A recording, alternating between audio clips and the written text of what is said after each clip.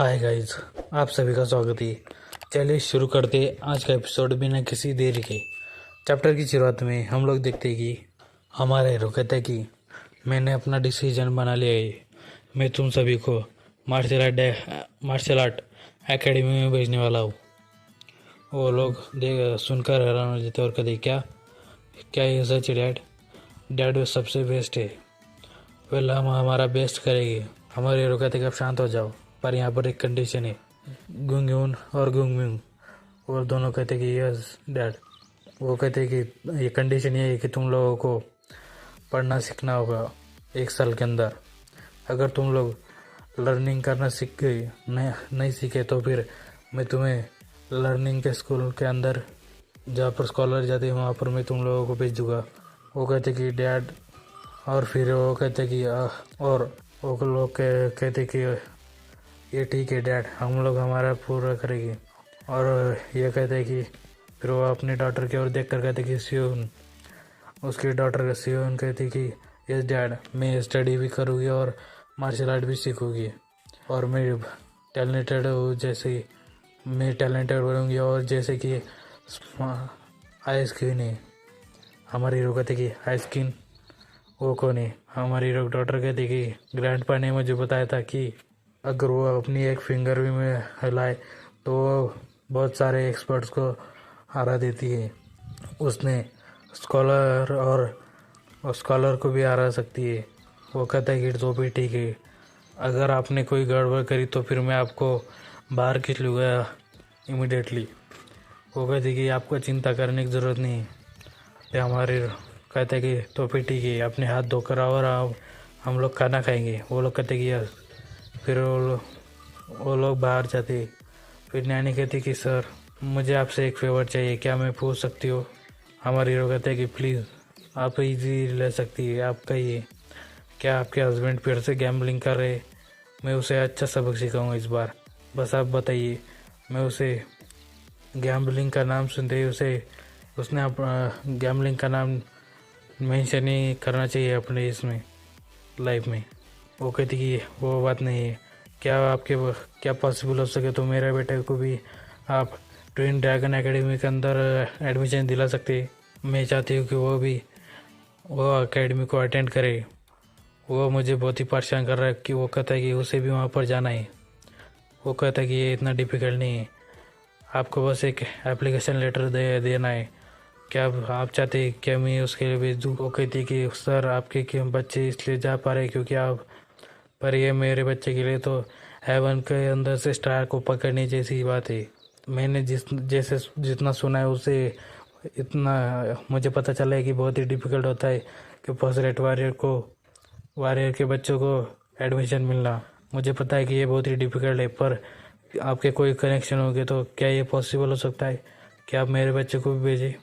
हमारे हीरो कहते कि तो मैं कुछ करूँगा, लेकिन क्या इतना डिफ़िकल्ट है ट्विन ड्रैगन एकेडमी के अंदर एडमिशन लेना? नैनी कहती कि इसकी मेंशन करने की बात ही नहीं है, कंपटीशन बहुत ही हाई होता है यहाँ पर। फिर हमारे हीरो कहता है क्या तुम्हें पता है हेवनली ड्रैगन एकेडमी के बारे में? नैनी हैरान हो जाती है और कहती क्या हेवनली ड्रैगन एकेडमी, क्या आपको वहाँ से भी कोई पता है? हमारे हीरो अजीब सा फेस बना लेता है और कहता है कि मुझे नहीं पता, लेकिन मेरे बच्चे तो वहीं पर जाने वाले हैं। नैनी बहुत ही ज़्यादा हैरान होती है। क्या हेवनली ड्रैगन एकेडमी?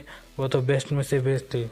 वहाँ पर तो बहुत बड़े बड़े फैमिली वाले भी बहुत ही स्ट्रगल करते हैं कि उनके बच्चों को एडमिशन मिल जाए। इसलिए क्या आपको हेवनली गोल्ड मर्चेंट ऑर्गेनाइजेशन के बारे में पता है?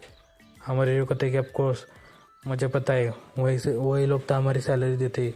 नैनी कहती कि जो अगला सक्सेसर होने वाला है हेवनली ड्रैगन, जो ओनर है उस फैमिली का, उसने बहुत सारे गोल्ड के कास्केट दिए हेवनली ड्रैगन ऐसे एकेडमी को डोनेट करेगी। क्या होता अगर मेरे भी बच्चों को मैं वहाँ पर भेज सकती?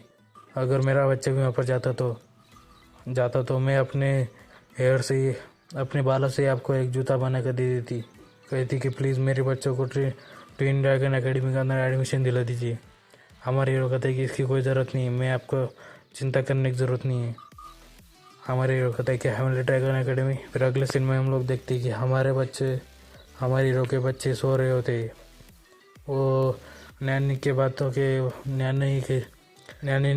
के ऊपर सोचने लगता है, क्या मैं सच में बहुत ही ग्रीडी हो रहा था।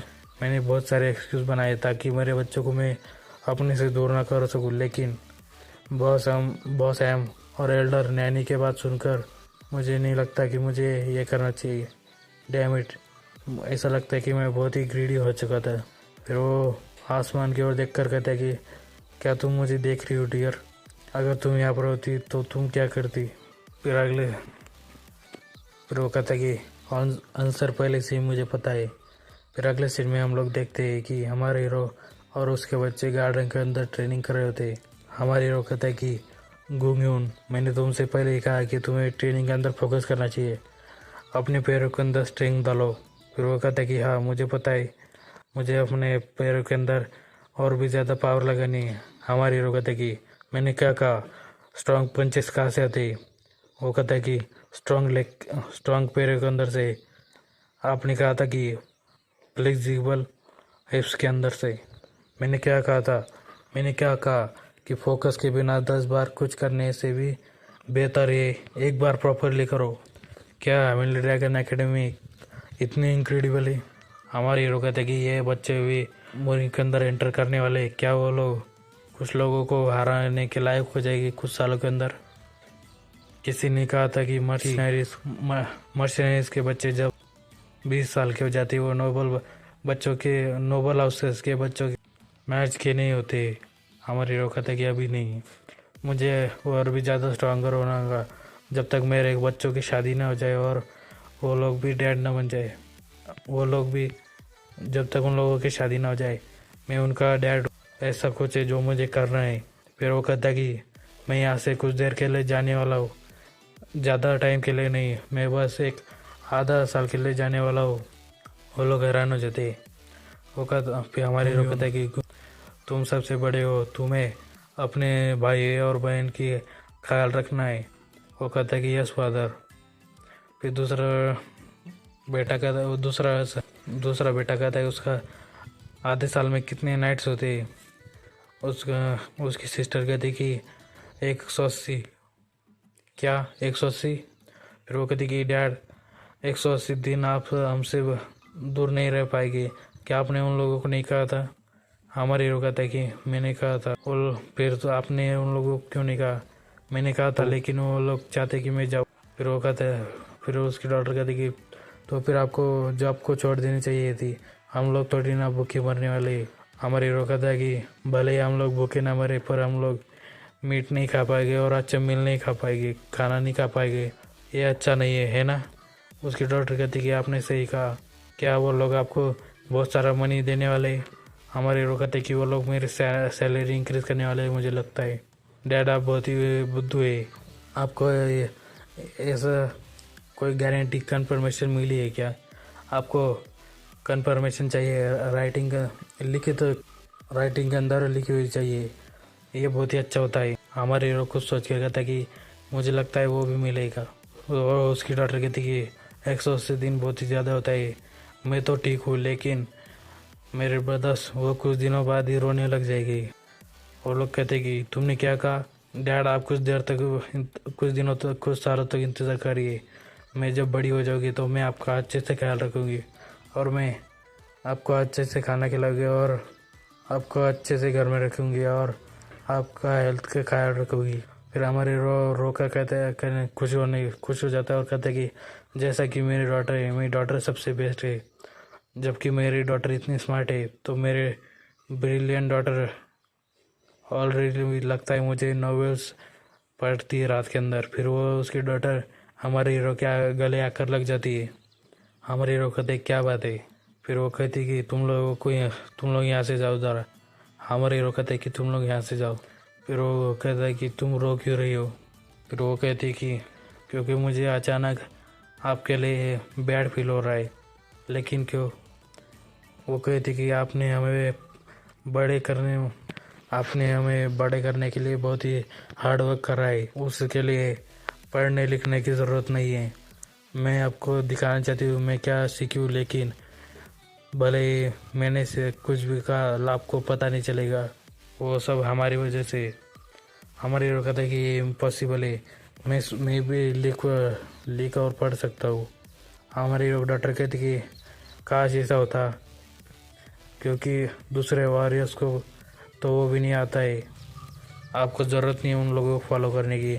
हमारे हीरो कहता है कि मैं तुमसे प्रॉमिस करता हूँ, जब मैं वापस आऊँगा तब पढ़ना लिखना से सीख लूँगा। वो कहती कि सच में? वो कहता है कि क्या मैंने तुम लोगों से कभी झूठ बोला है? वो कहती कि नहीं। फिर हमारे हीरो कहता है कि तो फिर ठीक है, तुम मुझ पर विश्वास रखो, जब मैं वापस आऊँगा तब मैं लिखना पढ़ना रीड करके सीख कर आऊँगा। फिर अगले सीन में हम लोग देखते हैं वो लोग फॉरेस्ट के अंदर होते हैं। फिर हमारे हीरो बॉस हमसे कहता है कि आप हमेशा मुझे अकेले जाने के लिए पिक नहीं करते थे।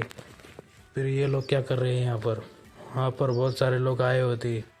बॉस हम कहते हैं कि वो लोग थर्ड हेवनली ड्रैगन बटालियन है, और वो उन लोगों के साथ 10 फर्स्ट रेट वॉरियर और 20 सेकंड रेट वॉरियर ले जा रही है।